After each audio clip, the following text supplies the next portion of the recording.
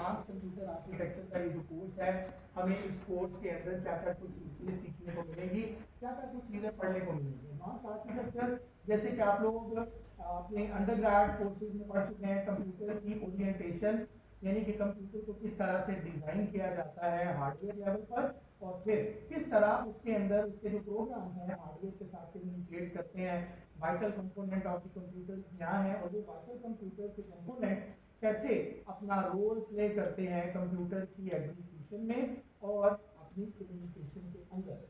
इस कोर्स के अंदर हम इन कंपोनेंट्स का एक डिटेल गो थ्रू लेंगे, एक एक कंपोनेंट को डिटेल में पढ़ेंगे और देखेंगे उसकी इंजीनियरिंग करके, यानी कि उसकी डेप्थ में जाकर कि वो कंपोनेंट जो है वो काम कैसे कर रहा है। ठीक है जी। यानी कि हम सब जानते हैं कि अगर हम वाइटल कंपोनेंट्स की बात करें कंप्यूटर की, तो हमारे कंप्यूटर के वाइटल कंपोनेंट्स हैं उनके अंदर हमारा सीपीयू आ जाता है, मेमोरी के सारे जितने भी कंपोनेंट्स हैं वो आ जाते हैं।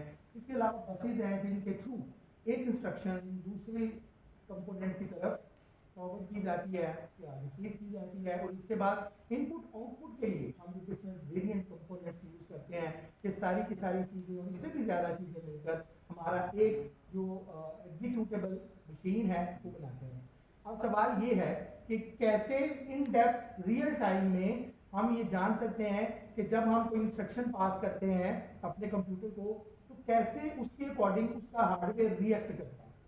यानी जब मैंने कंप्यूटर से कोई काम करवाना है, मान लीजिए मैं कंप्यूटर को कहता हूँ मुझे कोई पेज प्रिंट कर दो, तो जैसे ही मैं उसको अपनी कमांड देता हूँ, उसके बाद कंप्यूटर के इंटरनल प्रोसेस में कौन कौन से वाइटल कंपोनेंट इन्वॉल्व होते हैं और वो कैसे उस इनपुट को मेरी सक्सेसफुल आउटपुट में कन्वर्ट करते हैं। यानी कि ये सारी की सारी चीज़ें हम इस एडवांस कंप्यूटर आर्किटेक्चर के अंदर स्टडी करेंगे। तो सबसे पहले थोड़ा सा बेसिक्स की तरफ हम चलते हैं। चार्ल्स बेबेज आप लोग जानते हैं कि ये पहले ऐसे एक्सपर्ट माने जाते हैं जिन्होंने कंप्यूटर का एक अप्रोप्रिएट सही किस्म का आर्किटेक्चर जो था वो प्रपोज किया था। इसके बाद हम लोग ये भी जानते हैं कि वैन न्यूमैन आर्किटेक्चर एक ऐसा सिंपल सादा और ऐसा काम का आर्किटेक्चर है जो आज तक इम्प्लीमेंट होता चला आ रहा है। यानी आज भी जो मशीन्स बनाई जाती हैं उनके अंदर वैन न्यूमैन आर्किटेक्चर को हम लोग जो है वो फॉलो करते हैं। उसके मुकाबले पर दो ही ऐसे आर्किटेक्चर हैं जो कि अभी तक मार्केट में कॉम्प्रिहेंसिवली एक एक्सेप्टेंस बना पाए। यानी वैन न्यूमैन को टक्कर देने के लिए हार्वर्ड यूनिवर्सिटी के कुछ स्टूडेंट्स ने अपना एक आर्किटेक्चर प्रोड्यूस किया है, या फिर प्रेस्टन यूनिवर्सिटी के जो साइंटिस्ट हैं उन्होंने भी एक आर्किटेक्चर जो है वो प्रपोज किया। लेकिन अगर हम उसको भी डेप्थ में देखते हैं तो वो आर्किटेक्चर, वो दोनों आर्किटेक्चर जो है वो एक्सटेंशन है हमारे वैन न्यूमैन आर्किटेक्चर की ही। तो यहाँ पर आप देख रहे हैं कि कंप्यूटर जो है अपनी प्रेजेंट शक्ल में आने के लिए बहुत सारे जो डेवलपमेंट फेजेस है उनमें से गुजरा है। सबसे पहले हमारे पास जो कंप्यूटर थे वो मोर और लेस एक मैकेनिकल मशीन के तौर पर जाने जाते थे, जिसके अंदर एनालॉग इक्विपमेंट था और प्रोसेसिंग के लिए ज़्यादातर मैकेनिकल कंपोनेंट्स के ऊपर इन्हिसार करना पड़ता था। डिजिटल कंपोनेंट्स का इतना ज़्यादा रिवाज नहीं था। सारी की सारी चीज़ें जो थी वो एनालॉग कंप्यूटेशनल डिवाइसेस और मैकेनिकल का एक ऐसा कॉम्बो था जिसके थ्रू हमारा जो कंप्यूटर था वो एग्जीक्यूट किया जाता था। उसके बाद आजकल के दौर के अंदर कंप्यूटर्स ने एक बहुत लंबा सफर तय किया। कुछ जनरेशन हैं कंप्यूटर्स की जिनको पास करके बहुत सारी रेवोल्यूशन जो है वो हम लोगों ने देखी। कंप्यूटर के अंदर हमने जो है वो वैक्यूम ट्यूब्स का जमाना देखा, जिसके अंदर एनोड और कैथोड के कॉन्सेप्ट के थ्रू जो बिजली है वो पास करके इंस्ट्रक्शन जो सप्लाई जो है डिफरेंट कंपोनेंट्स को प्रोड्यूस की जाती है। ऐसे कंप्यूटर साइज में बहुत बड़े होते थे, इंस्टॉलेशन के लिए उनको हमें प्रॉपर कमरे जितनी जगह देनी पड़ती थी, बहुत ज़्यादा एनर्जी कंज्यूम करते थे, इमूवेबल थे और बहुत ज़्यादा हीट प्रोड्यूस करते थे। लेटर ऑन कुछ ऐसे कंपोनेंट्स को इन्वेंट किया गया जिनको इंटीग्रेटेड सर्किट्स या फिर हम बाकी कुछ इस तरह के और मटीरियल्स के इस्तेमाल से हमने कुछ साइज था उन कंप्यूटर्स का वो छोटा करना शुरू कर दिया और उनकी एफिशिएंसी को भी इम्प्रूव करना शुरू कर दिया।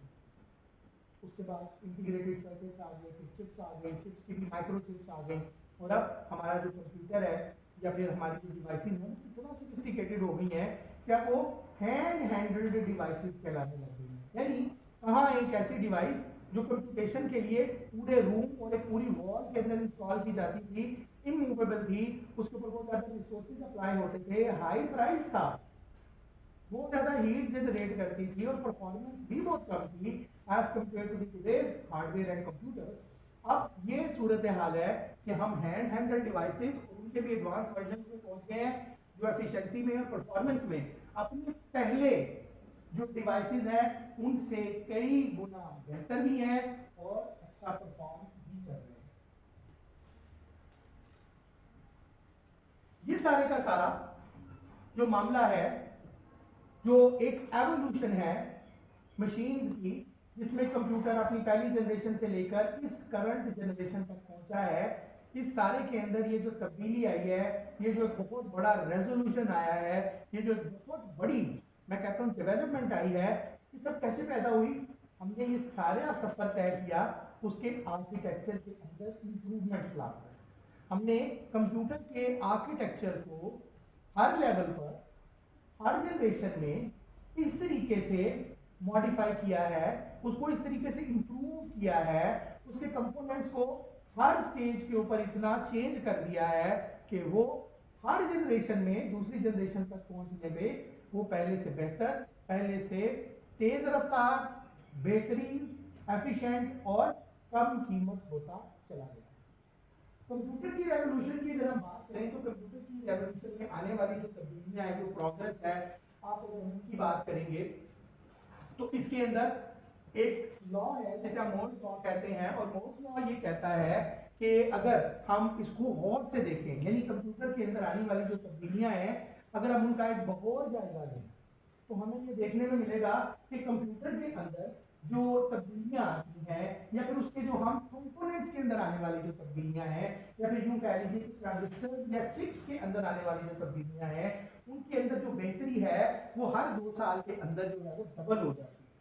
ठीक है जी, हर 2 साल के बाद जो अभी करंट टेक्नोलॉजी हमारे पास चल रही है उसको इंसान इतना बेहतरीन डेवलप कर देता है कि वो पिछले 2 साल से ऑलमोस्ट परफॉर्मेंस में 2 गुना हो जाती है। रिसेंटली आप लोगों ने सुना होगा टेक्नोलॉजी के अंदर, ये कुछ एक वीक्स पहले, 4 वीक्स पहले चाइना ने एक रोबोटिक एग्जीबिशन जो है एक डिस्प्ले किया है, जिसके अंदर रोबोट ने इंसानों के साथ डांस करके और सैमुराई वो जो उनके कुछ स्टंट्स हैं वो करके, कलाबाजियां लगा के इंसान को हैरान कर दिया। यानी 1 साल पहले तक वो रोबोट जो सिर्फ सीधा चलने पर साइंटिस्ट अपनी बहुत बड़ी कामयाबी मानते थे कि ये एक मशीन है, वो मुश्किल चल रही है, उसके चलने में बड़ी रुकावट है, उसके मूव्स इतने अच्छे नहीं थे, फ्रीक्वेंट नहीं थे। अब वो मशीनें कभी आप चलती और उनका कभी वीडियो देखें तो वो इंसानों से बेहतर बैलेंस, इंसानों से ज्यादा इफिशिएंट और इंसानों से बेहतर परफॉर्म करते आपको मिलेंगे। बल्कि चाइना ने अपनी एक रोबोटिक आर्मी भी बना दी है, जो कि अब जंग में इंसानों की जगह बंदूकों के साथ अपने टारगेट को सही निशाने पर हिट करेगी और बहुत अच्छा परफॉर्म करेगी। ये सारी चीजें कैसे पॉसिबल होगी? आर्किटेक्चर। जब तक हम अपनी टेक्नोलॉजी का आर्किटेक्चर इंप्रूव नहीं करेंगे, या वो कौमें जिन्होंने आर्किटेक्चर के ऊपर काम किया है, ये वही कौमें हैं जिन्होंने अपने डिवाइसेज और टेक्नोलॉजी को हर सतह के ऊपर बेहतर बनाया। तो मोर्स लॉ ये कहता है कि हमारे पास जो टेक्नोलॉजी के अंदर इक्विपमेंट्स हैं, अगर हम उनको गौर से देखते हैं तो हर 2 साल के बाद उनकी परफॉर्मेंस जो है वो दोगुना हो जाती है। यानी वो पहले से बेहतर, पहले से सोफिस्टिकेटेड, कम कीमत और अच्छा परफॉर्म करते नजर आती है। इसके बाद हमारे पास जो नई आने वाली जो एप्लीकेशंस हैं, जैसे ही हमारा हार्डवेयर इंप्रूव होता है, फौरन साथ ही हम ऐसी बेहतर और नई कहते हैं नई टेक्नोलॉजी को, हम ऐसी टेक्नोलॉजी की तरफ मूव कर जाते हैं जो सॉफ्टवेयर में भी, एप्लीकेशंस में भी पहले वालों से ज्यादा अच्छी और ज्यादा काम की होती है। यानी कि वो टेक्नोलॉजी भी साथ साथ इंप्रूव हो जाती है। जैसा कि कंप्यूटर जो है वो उनके अंदर आने वाली ऑटोमेटाइजेशन, सेल फोन हैं, अगर आप देखें तो सेल फोन के अंदर भी बैटरी आ रही है। उसके बाद हमारे पास कुछ और ह्यूमंस के जो घरों में इस्तेमाल होने वाले प्रोजेक्ट्स हैं, ठीक है जी, या फिर हमारे इंटरनेट के ऊपर आने वाला हमारा इंप्रूवमेंट है, बेहतर सर्फिंग है। अब आप लोग बेहतर तरीके से अपनी जो इंटरनेट सर्फिंग है उसको सेमेंटिक्स की मदद से इंप्रूव कर लेते हैं। सेमेंटिक्स क्या होते हैं कि आपने कोई एक चीज एक बार की, एक पासवर्ड एक बार एंटर कर दिया, अगली बार आपको वो दोबारा करने की जरूरत ही नहीं, या फिर आपकी प्रेफरेंसेस को आपकी वेबसाइट जो है वो याद रखती है। आपने अगर एक लेक्चर जो है किसी चीज का, किसी टॉपिक का यूट्यूब के ऊपर ओपन किया, तो अगली बार यूट्यूब आपको उस टॉपिक के ऊपर मुतलका जो लेक्चर्स हैं उनकी एक फहरिस्त देनी शुरू कर देता है।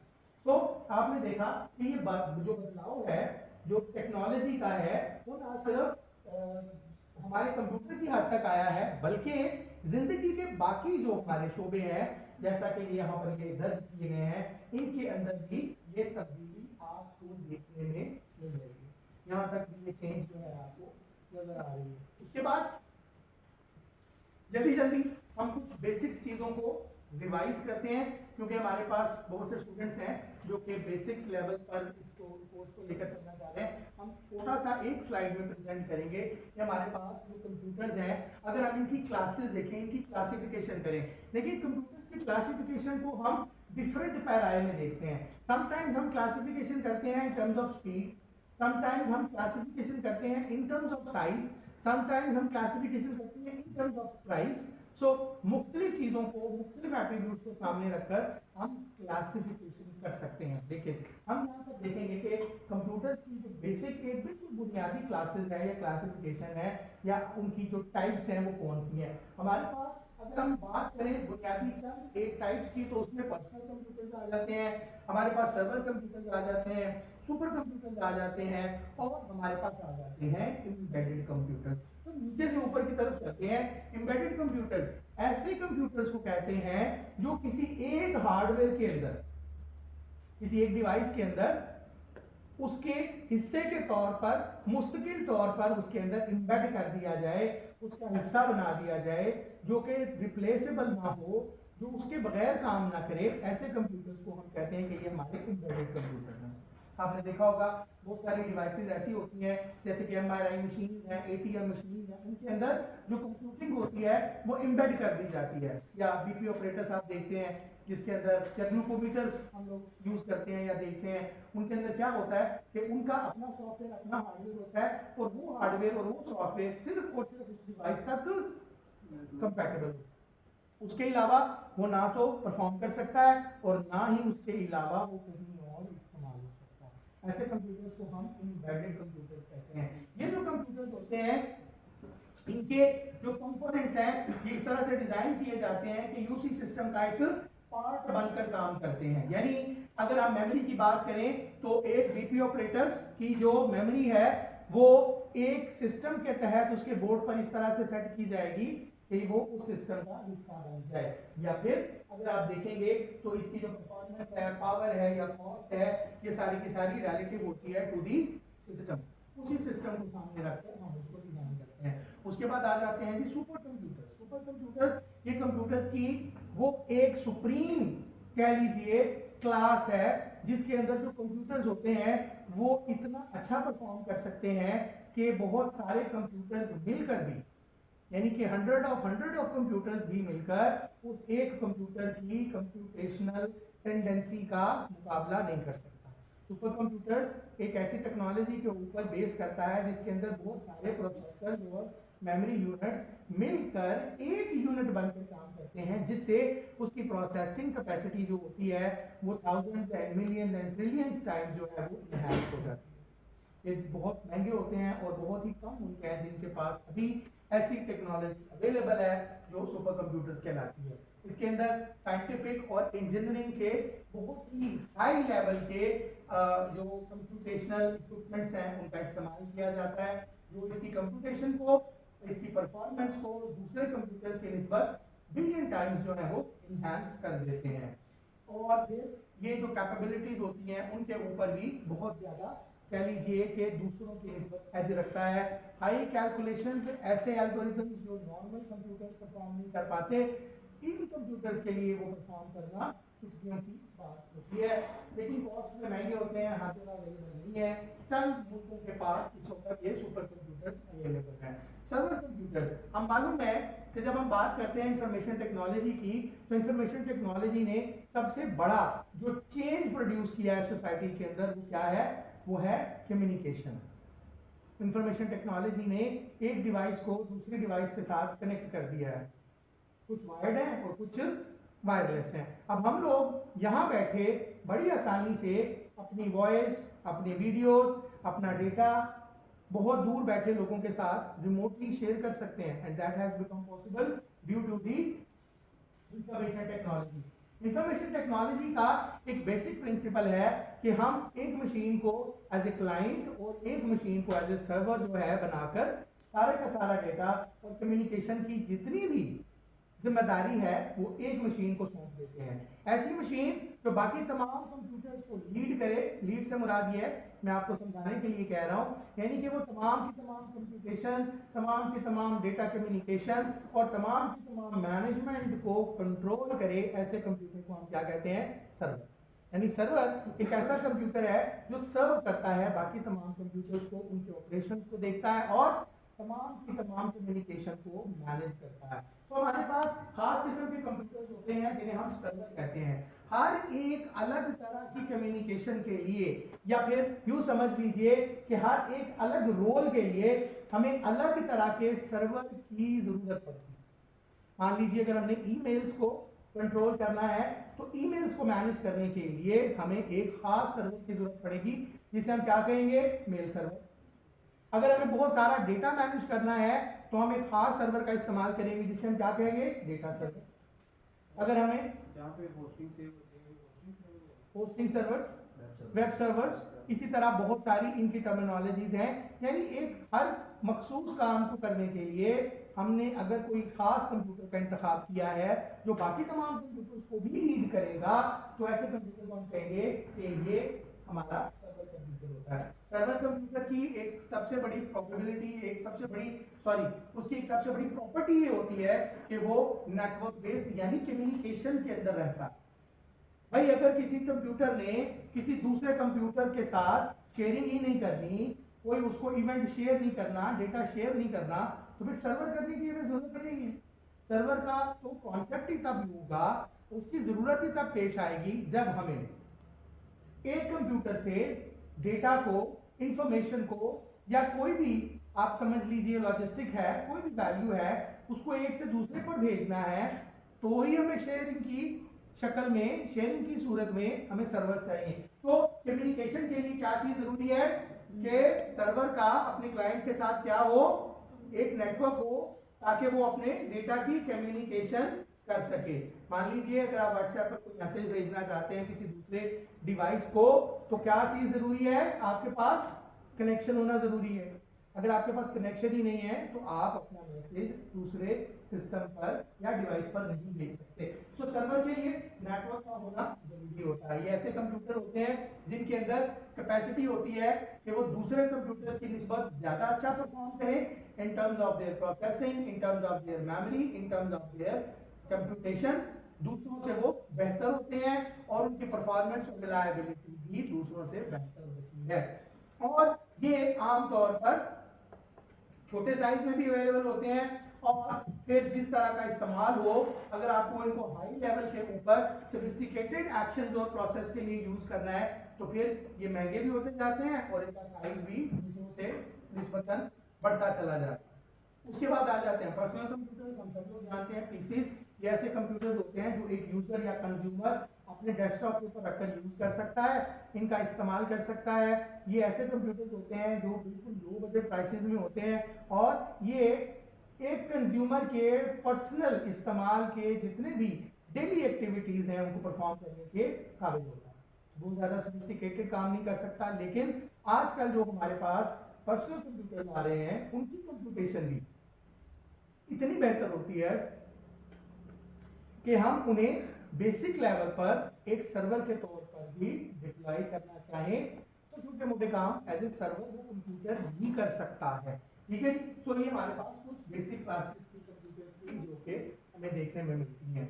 इसके बाद हम देखते हैं कि हमारे पास कंप्यूटर्स के ये कुछ ऐसे 2000 से लेकर हमारे पास आप देख लीजिए इस्तेमाल की एक छोटा सा चार्ट है जो मैं बता रहा है कि किस तरह बाय ईयर आप अगर देखें तो मुख्तलिफ किस्म की डिवाइसेस का जो फ्रीक्वेंसी ऑफ यूजेज था वो क्या था, कितने सेल फोन, कितने टैबलेट्स, कितने स्मार्टफोन यूज हुए इन सारे टाइम्स के दौरान।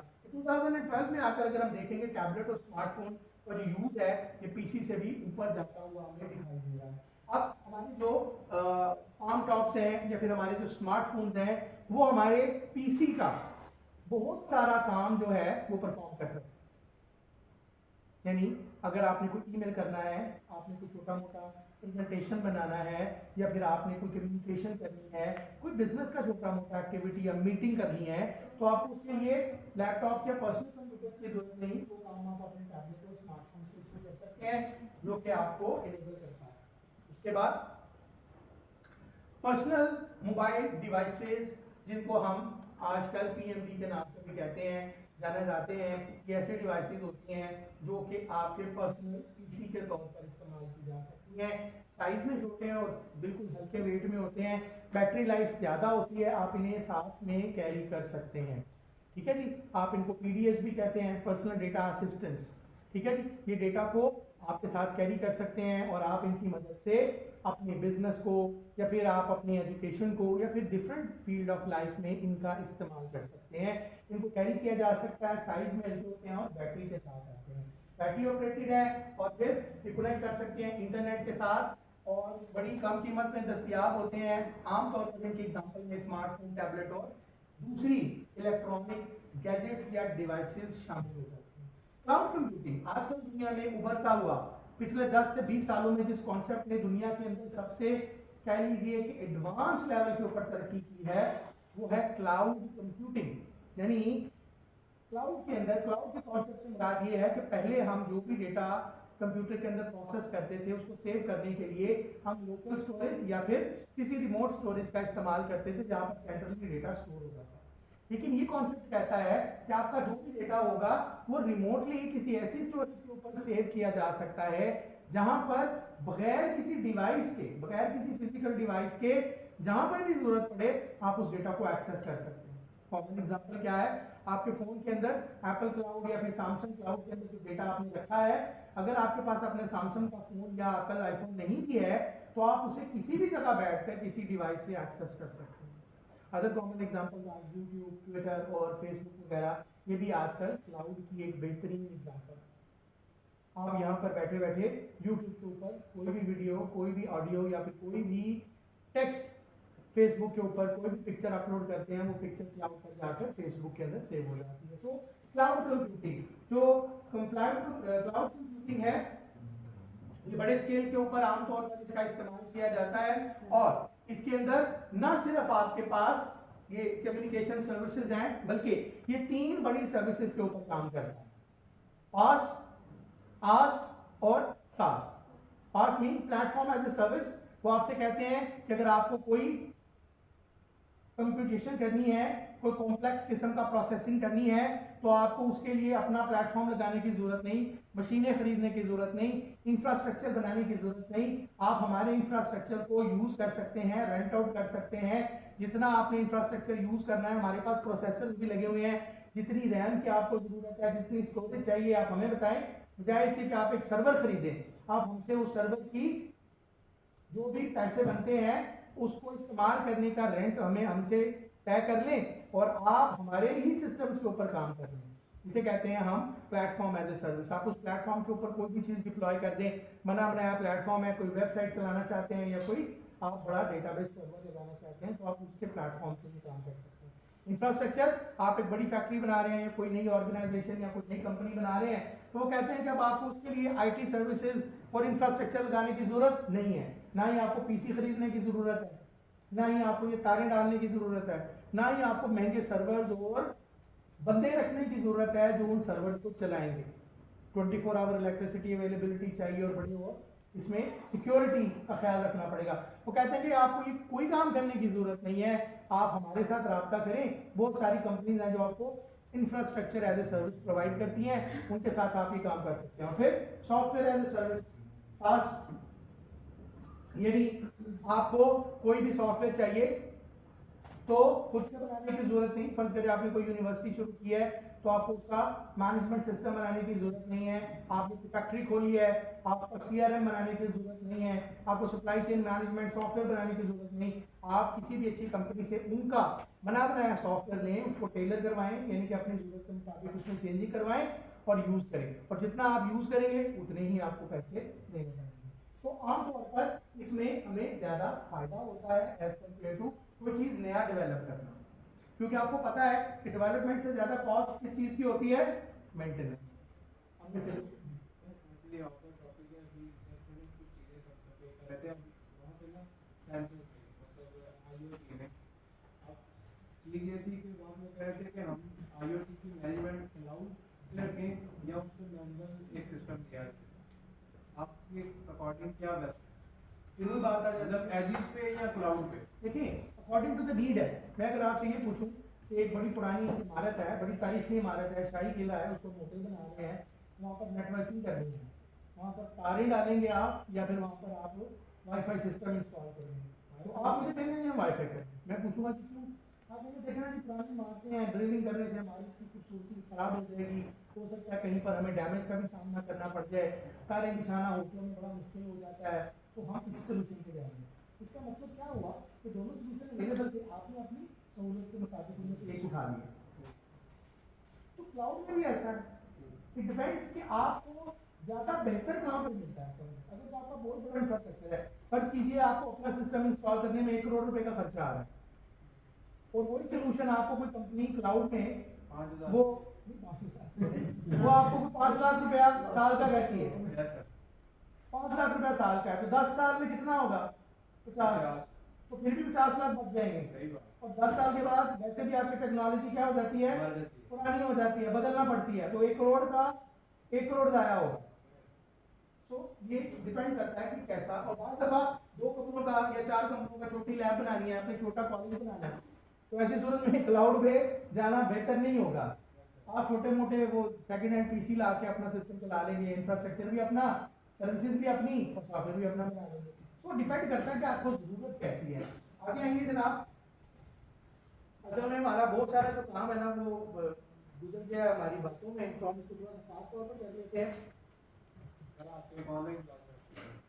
हाँ वो भी कर लेंगे इंशाल्लाह। देखिए जनाब, हमारे पास कंप्यूटर के सिस्टम को समझने के लिए ये एक बहुत ही अच्छा सर्कल जो है, इस पे अगर हम फोकस करें तो हम इसकी बहुत सारी चीजें समझ सकते हैं। देखिए हार्डवेयर जो होता है, ये इसके बगैर तो हमें मालूम है कि हमारा कोई भी जो भी डिवाइस है उस वक्त तक एग्जिस्ट ही नहीं करेगा जब तक हमारे पास उसके रिलेटिव हार्डवेयर ऑपरेशनल मौजूद नहीं होगा। उस हार्डवेयर को कंट्रोल करने के लिए हमें उसका सिस्टम सॉफ्टवेयर चाहिए होता है।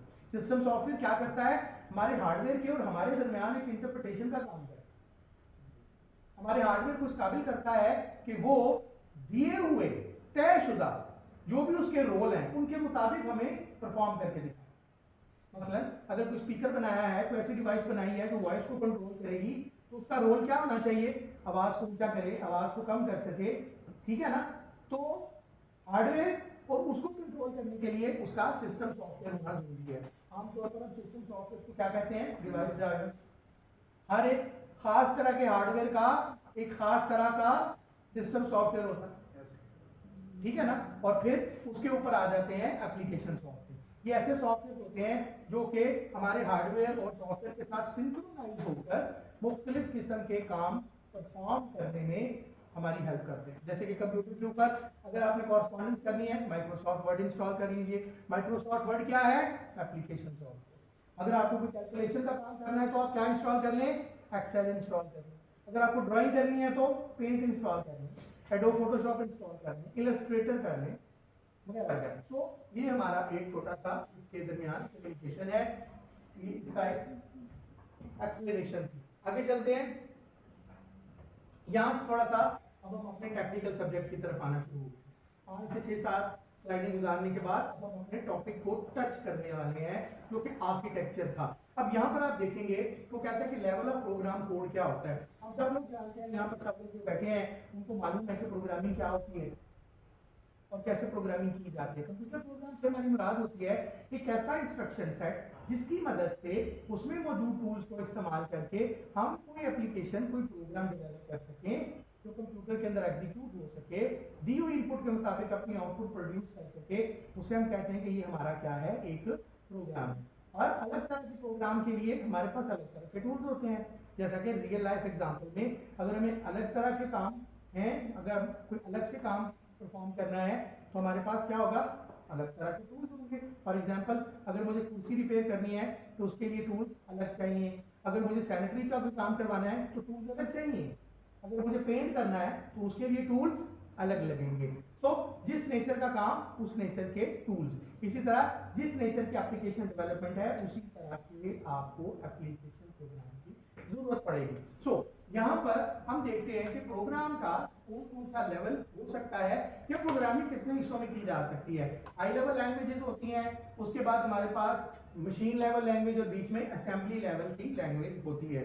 हमें मालूम है कि ह्यूमंस जो हैं, जो भी कमांड लिखते हैं, जो भी कोड लिखते हैं, वो ऐसी लैंग्वेज में होता है जिसे ह्यूमन इजीली अंडरस्टैंड करते हैं। मतलब सी के अंदर मैं प्रोग्राम क्या लिखता हूँ, मैं लिखता हूँ जनाब असाइन इंक्लूड, उसके बाद मेन फंक्शन, मुझे पता चल गया कि यहाँ से मेरा क्या शुरू हो गया, मेन फंक्शन स्टार्ट हो गया। और उसके अंदर जाकर मैं लिख देता हूँ जनाब प्रिंट करो किसी फाइल को और लिख दो पाकिस्तान जिंदाबाद, ठीक है जी। और आखिर में लिखूंगा गेट करो मेरे कैरेक्टर्स को और मेरा डिस्प्ले जो है वो शो कर दो। तो ये सारी चीजें मुझे समझ में आ रही है कि मैं क्या करवाना चाह रहा हूँ, ठीक है ना। तो ये सारी की सारी ऐसा प्रोग्राम जो किसी ह्यूमन अंडरस्टैंडेबल लैंग्वेज में लिखा जाता है, हम कहेंगे कि वो हमारा क्या है, हाई लेवल प्रोग्राम है जो हाई लेवल लैंग्वेज में लिखा जाए। हाई लेवल प्रोग्रामिंग लैंग्वेज के अंदर जितने भी नोटेशंस का इस्तेमाल किया जाता है वो सारी की सारी कौन सी होती हैं, ह्यूमन अंडरस्टैंडेबल लैंग्वेज। अब बीच में हमें यह बात भी मालूम है कि जो कंप्यूटर है वो तो सिर्फ बाइनरी लैंग्वेज को अंडरस्टैंड करता है, यानी हमारे हार्डवेयर की जो कंपोजिशन है वो क्या है, वो कैसी है, वो सिर्फ और सिर्फ 0 और 1 की लैंग्वेज को समझता है। हमारी मशीन जो है, जब हम नीचे चले जाते हैं, जब हम डिजिटल लॉजिक एंड डिजाइन के लेवल पर चले जाते हैं, तो हमें मालूम है कि हमारा हर एक कंपोनेंट 0 और 1 को अंडरस्टैंड करता है। तो इसका मतलब है कि मशीन को हमारे इनपुट को समझाने के लिए हमें बीच में एक ऐसी लेयर की जरूरत है जो हमारी लैंग्वेज को मशीन तक और मशीन के रिस्पॉन्स को हम तक जो है वो थ्रू कर सके। तो ये काम असेंबलर या कंपाइलर्स के थ्रू करवाया जाता है। लेकिन इसके बीच में एक कैच है, एक ऐसी लैंग्वेज भी होती है जो क्या करती है, जो ना तो फुली ह्यूमन अंडरस्टैंडेबल लैंग्वेज में है और ना ही 0 और 1 के लेवल पे है, ये बीच में है, ठीक है। हम कहते हैं कि ये असेंबली लैंग्वेज है। और असेंबली लैंग्वेज का हमें जरूरत क्यों पड़ती है, ये जब हम आर्किटेक्चर के अंदर जाएंगे ना तब आपको पता चलेगा, जब हम अच्छे तरीके से पढ़ेंगे अपने ये जो होते हैं प्रोसेसर के अंदर रजिस्टर्स को पढ़ेंगे, ठीक है, तब आपको पता चलेगा कि हम असेंबली को यूज क्यों करते हैं। हम डायरेक्ट ही नीचे लो लेवल लैंग्वेज या मशीन लेवल पर क्यों नहीं चले जाते, इसलिए कि हमारा जो लैंग्वेज है, जो असेंबली लैंग्वेज है, ये डायरेक्ट हम कोड कर सकते हैं अपने हार्डवेयर को थ्रू दिस असेंबली लैंग्वेज, यानी कि हम अपने प्रोसेसर को, अपने रजिस्टर्स को, अपनी मेमोरी को डायरेक्टली असेंबली लैंग्वेज के थ्रू भी इंस्ट्रक्ट कर सकते हैं। सो ये वाली जो लैंग्वेज होती है ये ना तो पूरी की पूरी ह्यूमन अंडरस्टैंडेबल लैंग्वेज में है और ना ही 0-1 की लैंग्वेज में है। सो हम इसे कहते हैं कि ये कोई इन बिटवीन एक ऐसी लेयर है जो दोनों के दरमियान में रहती है। और 0-1 हार्डवेयर लैंग्वेज हमें मालूम है कि ये 0 और 1 की रिप्रेजेंटेशन होती है। ये हम सब पहले अच्छी तरह से जानते हैं, लिहाजा हम इसको थोड़ा सा स्किप करेंगे। यहां से देखते हैं मशीन का जो स्ट्रक्चर है, पहले शुरू में ये क्या हुआ करता था। मशीन जो होती है ये सॉफ्टवेयर और हार्डवेयर दो हिस्सों पर काम करती है, यानी हमारी कोई भी डिवाइस जो कंप्यूटेशन कर सकती थी, जब हम उसका एक पुराना मॉडल देखते हैं या हम उसका आर्किटेक्चर देखते हैं तो हम यूं देखेंगे कि जो मशीन होती थी सबसे लो लेवल के ऊपर उसके कंपोनेंट्स होते थे। और कंपोनेंट्स कौन से होते थे, ट्रांजिस्टर वगैरह। फिर उसके बाद हम उसके सर्किट डिजाइनिंग पर आ जाते थे, ट्रांजिस्टर लिए, छोटी छोटी डिवाइसेस ली और फिर क्या किया, उनसे उनका सर्किट डिजाइन कर दिया। सर्किट डिजाइन से क्या मुराद है, आपने तो 2 + 2 करवाना है तो क्या डिजाइन किया, एडर। अगर कोई चीज माइनस करवानी है तो क्या डिजाइन किया, सब्सट्रैक्टर, मल्टीप्लेक्सर, डिवाइडर वगैरह वगैरह। तो आपने ये कंपोनेंट्स जो है वो डिजाइन करना शुरू कर दिए। ट्रांजिस्टर छोटे छोटे कंपोनेंट्स लेकर सर्किट डिजाइनिंग की, और सर्किट डिजाइनिंग किस किस रूल के ऊपर की? बूलियन अलजेब्रा के ऊपर। बूलियन अलजेब्रा होता है ना, जिसमें हम क्या कहते हैं? हम कहते हैं कि जनाब अगर हमारे पास दो इनपुट्स हैं ए और बी, और अगर दोनों इनपुट्स 0 0 हैं तो आउटपुट क्या आएगी? 0 आएगी। और अगर एक 0 और एक 1 है तो अब हमारे पास क्वेश्चन खड़ा हो गया कि आउटपुट 1 आनी चाहिए या आउटपुट 0 आनी चाहिए। तो यहां पर हम एंड, नैंड, नॉर और गेट्स का इस्तेमाल करके अपनी आउटपुट को क्या करते हैं? मैनिपुलेट, चेंज कर सकते हैं। सो यहां पर हम डिजिटल सिग्नल्स में इसको कन्वर्ट कर देते हैं, और उसके बाद डेटा, और फिर हमारे पास आ जाता है फिजिकल कंपोनेंट जैसा कि प्रोसेसर, मेमोरी और इनपुट आउटपुट डिवाइसेस। इसी तरह किसी भी सिस्टम को चलाने के लिए सॉफ्टवेयर क्या काम करता है? सॉफ्टवेयर के अंदर हमारे पास एक एप्लीकेशन होती है जो किसी भी ब्राउजर के अंदर, किसी भी टेक्स्ट एडिटर के अंदर लिखी जाएगी, और फिर ऑपरेटिंग सिस्टम के थ्रू हमारी इनपुट को कंपाइलर कंपाइल करके डिफरेंट लैंग्वेज में कन्वर्ट करके असेंबलर को पास कर देता है, और इंस्ट्रक्शन सेट आर्किटेक्चर अंडरस्टैंड करके वो चीजें हमारे आगे हमारे आर्किटेक्चर को, हार्डवेयर को बताता है। और हार्डवेयर फिर इसी तरह इन कंपोनेंट से होता होता उसको नीचे ग्राउंड लेवल तक जाकर अंडरस्टैंड करता है, और उसके अकॉर्डिंगली फिर वो रिस्पॉन्स करता है। तो यहाँ पर आप देखेंगे कि हमारे पास डिफरेंट टाइप ऑफ सॉफ्टवेयर हैं, जिनका एक आजकल के दौर में जो नया रोल है वो क्या है। आजकल सॉफ्टवेयर इतना सोफिस्टिकेटेड हो गए हैं कि वो स्मार्टफोन या फिर सोफिस्टिकेटेड किस्म की डिवाइसेस में कन्वर्ट हो चुके हैं। आप देखेंगे कि हमारा जो सॉफ्टवेयर होता है इसके अंदर पैरेलल रिक्वेस्ट सब हम कर सकते हैं, यानी एक ही वक्त के अंदर बहुत सारे काम अपने कंप्यूटर से करवा सकते हैं।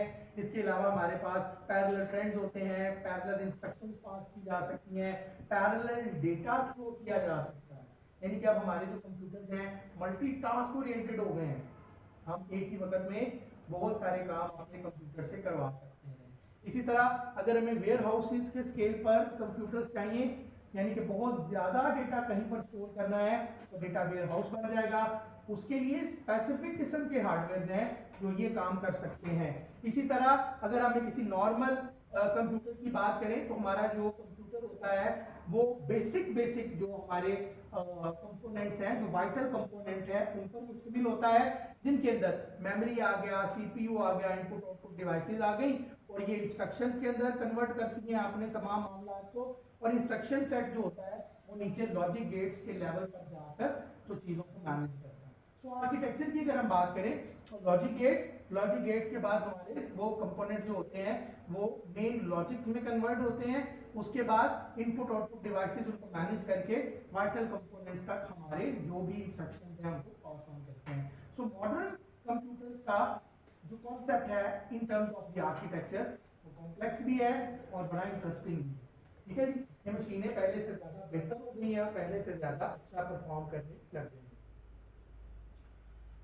जितनी ज्यादा अच्छी परफॉर्मेंस आपको चाहिए उतने अच्छे आपको डिवाइस के इक्विपमेंट्स चाहिए, उतने ही अच्छे कंपोनेंट्स चाहिए, यानी आपकी जो परफॉर्मेंस है वो डायरेक्टली कपल्ड है टुवर्ड्स योर गुड आर्किटेक्चर। जितना अच्छा आर्किटेक्चर उतनी अच्छी परफॉर्मेंस।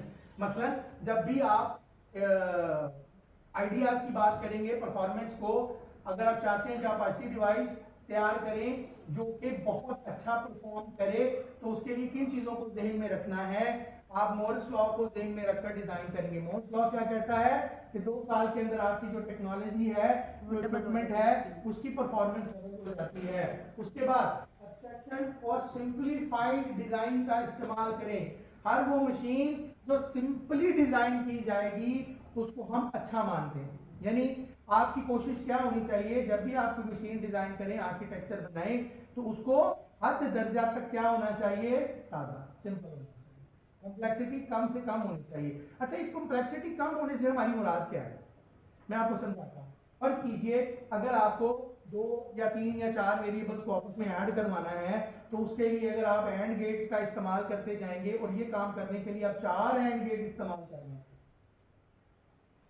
ठीक है, यानी आपने ऐड करवाना है और उसके लिए आप कुछ 4 डिवाइसेस इस्तेमाल कर रहे हैं, तो आप ऐसा तरीका ढूंढें कि वो डिवीजन या एडिशन या सब्सट्रैक्शन भी हो जाए और इस्तेमाल होने वाले जो कंपोनेंट्स हैं वो 4 की जगह पर 1 या 2 हो जाए।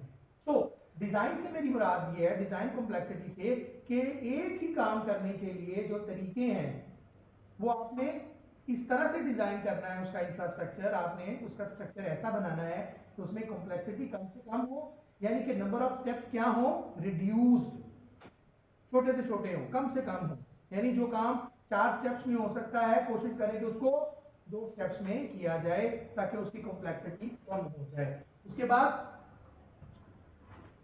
कॉमन केस फर्स्ट, आमतौर पर कोशिश की जानी चाहिए कि आप जो आम सेट पैटर्न है उनको फॉलो करें, rather than कि आप किसी कॉम्प्लेक्सिटी को डेवलप करके तो एल्गोरिथम्स को कॉम्प्लेक्स कर दें। इसके बाद परफॉर्मेंस वाया पैरेललिज्म, अगर आप परफॉर्मेंस बनाना चाहते हैं तो कोशिश करें कि आप पैरेललिज्म का कॉन्सेप्ट बनाएं, यानी एक ही साथ आप एक से ज्यादा कोर इंस्टॉल कर दें। मतलब आप चाहते हैं कि आपका प्रोसेसर दुगना काम करे, तो क्या करते हैं, हम ड्यूल कोर कॉन्सेप्ट ले आते हैं। देखते हैं ना, आप सुनते हैं प्रोसेसर की टाइप्स होती हैं, यूनिकोर, single core, dual core, quad core होती है ना हमारे पास। इसी तरह हम क्या करते हैं कि पैरेलल कॉन्सेप्ट यूज करते हैं, यानी एक मशीन अगर काम कर रही है और वो 100 इंस्ट्रक्शन प्रोसेस कर सकती है, तो उसके साथ एक और पैरेलल में एक मशीन अटैच कर दें, तो 100 प्लस 100 और आपकी प्रोसेस कितनी, परफॉर्मेंस कितनी बढ़ जाएगी, 100 में बढ़ जाएगी। इसी तरह अगर आप उसको और इनहेंस करना चाहते हैं तो 2 और मशीन ऐड कर दें, 2 और इक्विपमेंट्स ऐड कर दें, तो अब उसकी परफॉर्मेंस कितनी हो जाएगी, 400 टाइम्स। सो पैरेलल का कॉन्सेप्ट आप यूज करके अपनी जो परफॉर्मेंस है उसको बना सकते हैं बेहतर। पाइपलाइनिंग, प्रेडिक्शन, हायरार्की, मेमोरीज और डिपेंडेबिलिटी को कम से कम रखें। आपकी जो मशीन है उसकी डिपेंडेबिलिटी जितना कम होगी, रिड्यूस होगी, उतना ही वो बेहतर परफॉर्म करेगी। बात जब हम जो इंस्ट्रक्शन सेट डेवलप करते हैं या आर्किटेक्चर बनाते हैं, उसके अंदर डिपेंडेंसीज बहुत ज्यादा क्रिएट कर देते हैं। तो जितनी किसी आर्किटेक्चर के अंदर डिपेंडेंसी होगी उतना वो कॉम्प्लेक्स होता चला जाएगा और उसकी परफॉर्मेंस जो है उतनी ही अंडरमाइन होती चली जाएगी। तो याद रखें, जब भी आर्किटेक्चर हम डिफाइन करेंगे, डिजाइन करेंगे, तो डिपेंडेबिलिटी जो है उसको हमें खास तौर पर ध्यान में रखना है। इसी तरह एल्गोरिथम्स बनाते वक्त सिंपल एल्गोरिथम्स को प्रेफर किया जाना चाहिए, कॉम्प्लेक्स किस्म के एल्गोरिथम्स को हमें अवॉइड करना है। याद रखें कि किसी भी मशीन से काम लेने के लिए हमें स्टेप बाय स्टेप वो मशीन कैसे परफॉर्म करेगी उसका एक तरीका सेट करना होता है, and this is called the algorithm. Algorithm क्या है, step by step process to perform a activity. किसी भी प्रोसेस को परफॉर्म करने के लिए स्टेप बाय स्टेप जो भी हम लेते हैं, स्टेप्स लेते हैं, that is called the algorithm. तो एल्गोरिथम जो होते हैं उनको भी सिंपल होना चाहिए और डिटरमिन करना चाहिए कि वो जो एल्गोरिथम है उसके तमाम ऑपरेशन जो हैं वो एग्जीक्यूटेबल है। कोई ऐसा एल्गोरिथम ना हो जो बहुत कॉम्प्लेक्स हो या एग्जीक्यूट करना मुश्किल हो। प्रोग्रामिंग लैंग्वेज, कंपाइलर और आर्किटेक्चर, इनमें से जब भी आप कोई आर्किटेक्चर या कोई भी एप्लीकेशन डेवलप करते हैं तो इस चीज को ज़हन में रखकर आप अपना आर्किटेक्चर डिजाइन करें कि आपको कौन सा काम करना है, जो काम करना है उसके लिए कौन सी लैंग्वेज आपको सूट करती है, कौन सा कंपाइलर आपके प्रोसेस को अच्छा परफॉर्म कर सकता है और इनके लिए कौन सा आर्किटेक्चर ज्यादा सूटेबल है।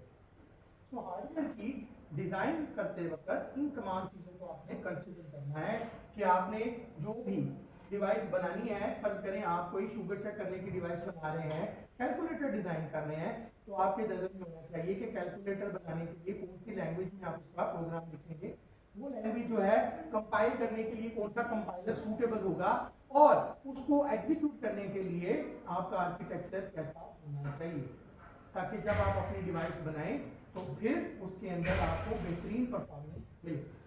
ये सारी चीजें आपको ध्यान में रखनी होंगी। फिर प्रोसेसर और उसका मेमोरी सिस्टम कैसे काम करेगा, आपको कितनी एग्जीक्यूशन ऑफ द इंस्ट्रक्शंस की जरूरत है, उसको ध्यान में रखकर आपको अपना प्रोसेसर सिलेक्ट करना है।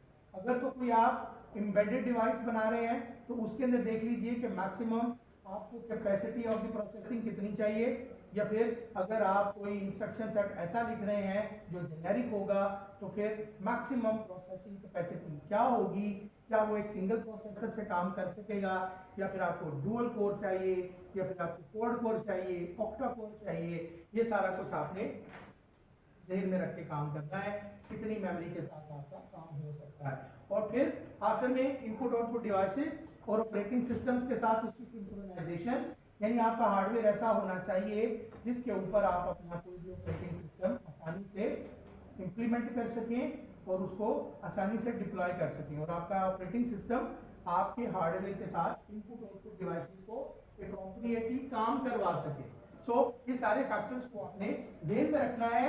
इन सारे फैक्टर्स के अच्छे होने से और मिलकर काम करने से आपको एक अच्छी परफॉर्मेंस मिल सकती है, अदरवाइज आपको परफॉर्मेंस नहीं मिलेगी। इतना नहीं हो गया? ठीक है। अच्छा, तो आगे चलते हैं जनाब। अब मॉडर्नाइजेशन हमें टच स्क्रीन तक ले आई है, जहां पर इनपुट देने के लिए हमें अपने खास किस्म के जो इक्विपमेंट्स हैं डिवाइसेस के, उनसे हट के हर काम को हम टैब की मदद से कर सकते हैं। The technology has shifted us toward this gesture. अगर आप आर्किटेक्चर का एक अंदरूनी नक्शा देखेंगे तो यहाँ पर आपको प्रोसेसर जो है वो नजर आ रहा है। प्रोसेसर के ऊपर ये जो लगा हुआ है that is called heat sink, यानी जब प्रोसेसर चलता है और एक से ज्यादा या फिर कोई कॉम्प्लेक्स कैलकुलेशन करता है तो फिर वहां पर उस वक्त क्या होता है, बहुत सारे ट्रांजिस्टर्स या इक्विपमेंट्स मिलकर काम करते हैं, और जब मिलकर काम करते हैं तो बहुत ज्यादा हीट प्रोड्यूस होती है। उसको ठंडा करने के लिए ये हीट सिंक लगाया जाता है ताकि आपका प्रोसेसर बहुत ज्यादा गर्म होने पर खराब ना हो जाए।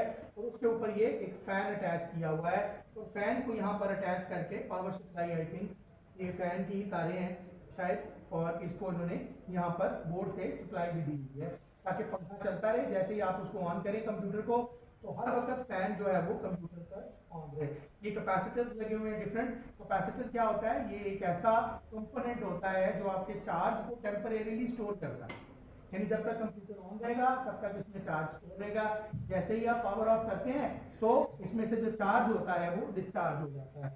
ये हमारा मदरबोर्ड है, वो हम ये चीजें पहले भी पढ़ चुके हैं सारे अच्छे से। ये प्रोसेसर सॉकेट है, ये हमारे पास रैम की सॉकेट्स लगी हुई हैं जिनको हम डिम्स कहते हैं, और ये हमारे पास स्लॉट्स हैं, पीसीआई स्लॉट्स, आईजा स्लॉट्स, जिनके ऊपर एडिशनल कार्ड्स वगैरह लगते हैं, और ये कनेक्टर्स हैं, जंपर्स हैं, जिनकी मदद से हम डिफरेंट डिवाइसेस को अटैच कर सकते हैं।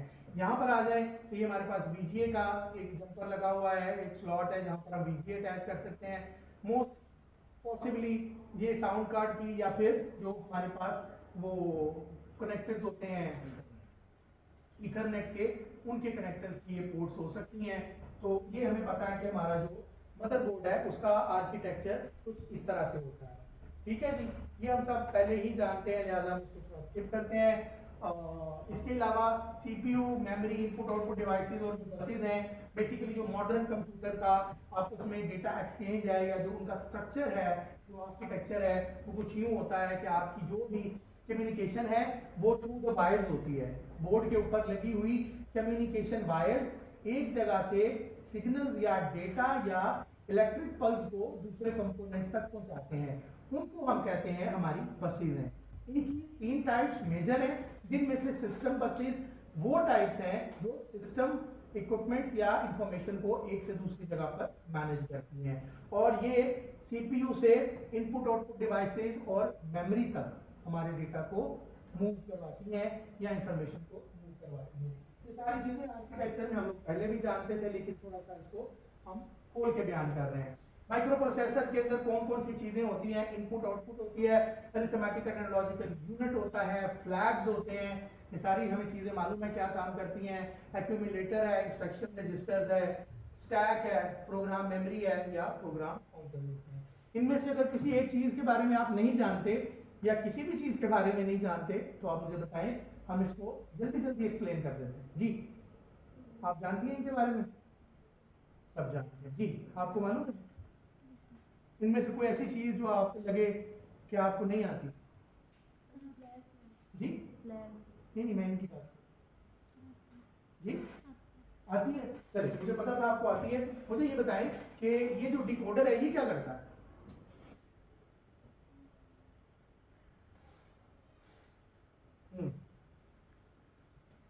ये फ्लैग्स क्या होते हैं? झंडे, वो तो देखे होंगे आप। होता है ना वो डंडा, उसके ऊपर होता है झंडा, फ्लैग। जी, क्या करता है ये फ्लैग?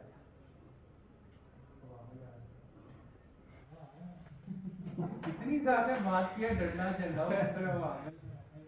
गुरुजी गुजारिश ऐसे है कि जब मैं आपसे पूछता हूँ कि भाई कोई चीज बताने वाली है तो बताएं, फिर मुझ पे इतराज करते हैं कि नहीं सर इतनी बड़ी कहते हैं, भाई कुछ चीज नहीं आती तो पूछ लो लगा।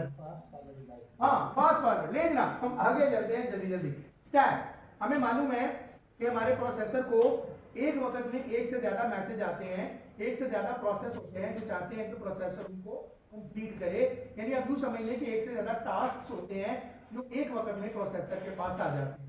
प्रोसेसर एक वक्त में एक ही काम कर सकता है, क्योंकि हमें मालूम है कि हमारे पास क्रिटिकल सेक्शन में एक वक्त में एक ही प्रोसेस एंटर हो सकता है। जैसे कि एक जिस्म में एक ही रूह होती है, एक म्यान में एक ही तलवार, उसी तरह प्रोसेसर एक वक्त में एक ही काम या इंस्ट्रक्शन को प्रोसेस कर सकता है। तो क्या करता है, तमाम की तमाम जो भी इंस्ट्रक्शन उसको आती हैं उनको स्टैक में रख लेता है। अब स्टैक क्या है, हमें मालूम है ये लीनियर डेटा स्ट्रक्चर है। लीनियर डेटा स्ट्रक्चर क्या होता है भाई? एक ऐसा स्ट्रक्चर होता है जिसमें हम तरतीब के साथ किसी चीज को स्टोर कर सकते हैं। और स्टैक की खास बात क्या होती है कि स्टैक जो होता है लीफो या फीफो के एक प्रिंसिपल को फॉलो करता है। यानी जो चीज पहले इसमें आप डालेंगे स्टैक में, पहले वो उसे ही प्रोसेस करेगा, यानी कि बाहर निकालेगा।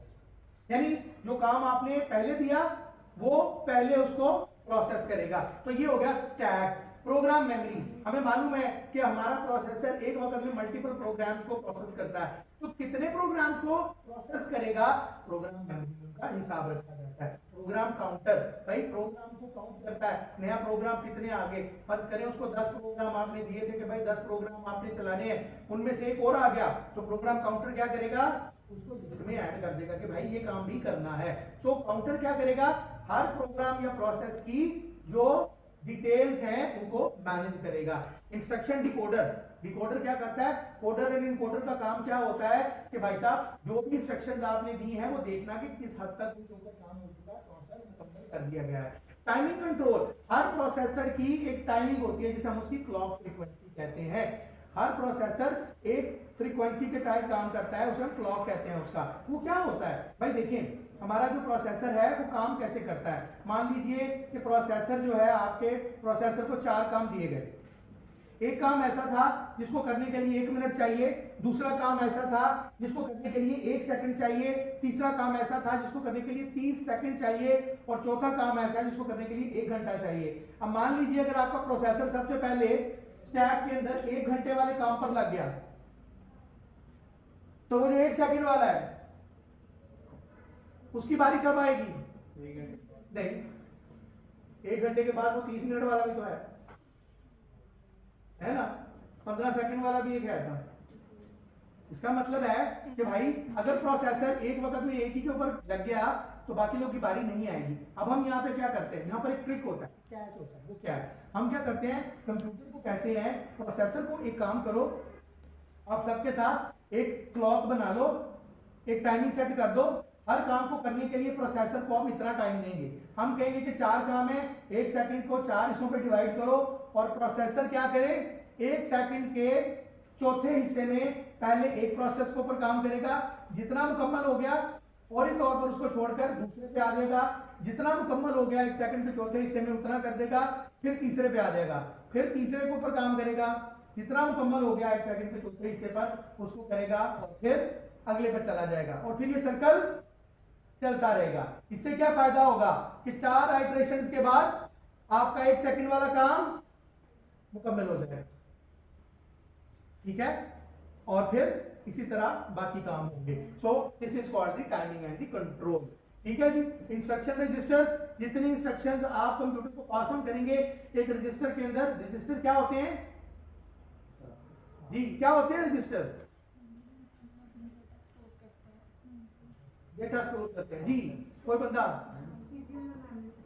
Very nice, thank you very much, शाबाश, राइट आंसर। कि ये fast moving memories and inside the CPU होती हैं। सीपीयू को अगर आप कभी देखें तो जो सीपीयू की टिकिया होती है वो जिधर वो चौकोर सा लगा होता है उसके साथ ही कुछ चिप्स लगी होती हैं, उनको रजिस्टर्स कहते हैं। यानी कि वो मेमोरी होती है जो हमारे सीपीयू के अंदर होती है ताकि सीपीयू और इसके दरमियान एक डायरेक्ट कोऑर्डिनेशन रहे, बीच में कोई गैप ना हो प्रोसेसिंग का, जिससे टाइम बचता है। इसीलिए हम आगे चल के पढ़ेंगे कि हमारी जो असेंबली लैंग्वेज है वो इसीलिए तो यूज की जाती है कि वो डायरेक्टली किसको प्रोसेस कर सकती है, किसको कोड कर सकती है, हमारे रजिस्टर्स और प्रोसेसर। दैट इज व्हाई हम असेंबली लैंग्वेज यूज करते हैं। एनीवे, इंस्ट्रक्शन रजिस्टर ऐसे रजिस्टर्स की टाइप्स होती हैं, ठीक है जी। इंस्ट्रक्शन रजिस्टर होते हैं, accumulator register, base register, counter register वगैरह वगैरह। उनमें से एक रजिस्टर है इंस्ट्रक्शन रजिस्टर जो कि सीपीयू को बताता है कि उसके पास कौन कौन सी इंस्ट्रक्शन आ चुकी हैं, उसने किनको प्रोसेस करना है। एक्यूमुलेटर काउंटिंग करता रहता है। एएलयू लॉजिकल और जितने भी एल्गोरिथमिक हमारे पास आती हैं इंस्ट्रक्शंस उनको प्रोसेस करता है। फ्लैग्स क्या होते हैं? आपने ए और बी को जमा किया, ए क्या था 1, बी क्या था 3, और जमा क्या है? वो भी तो कोई चीज है ना। हाँ जी, तो हमें फ्लैग लगाना पड़ता है भाई यहाँ पर। या फिर आपने देखा, आपने कहा 2 जमा 2, तो क्या जवाब आया कंप्यूटर में? 2 जमा 2 क्या होता है? हाँ? नहीं, गलत। तो जी भाई जान आप उधर क्या देखें यार, ये ना करो तो फिर कहते हैं कि सारा मजेज करते हैं। जी जी, 2 जमा 2 जी बेटा, 2 जमा 2 कंप्यूटर में क्या होता है? 2 जमा 2 भाई कंप्यूटर में 2 + 2 इज पॉजिटिव और नेगेटिव 4 क्या है भाई? 4 नेगेटिव भी तो होता है ना, तो आप कैसे कह सकते हैं कि वो पॉजिटिव? हाँ, ये क्वेश्चन है, सही जवाब दिया भाई। हमें उसका फ्लैग लगाना पड़ेगा, बताना पड़ेगा कि इसके साथ कौन सी सिंबल लगेगी। These are used for the flag and special purpose register. इनका पर्पस ही होता है, ठीक है। मशीन की तो ना आंखें हैं, उसको तो नहीं पता कि जो 4 आया है ये पॉजिटिव है या नेगेटिव है ना, तो हमें बताना पड़ता है। तो फ्लैग ये काम करते हैं। आगे चलते हैं जनाब। रैम हमें पता है रैंडमली मेमोरी में डेटा स्टोरेज करने के लिए और इनपुट आउटपुट डिवाइसेस मुख्तलिफ तरीकों से डेटा भेजने के लिए।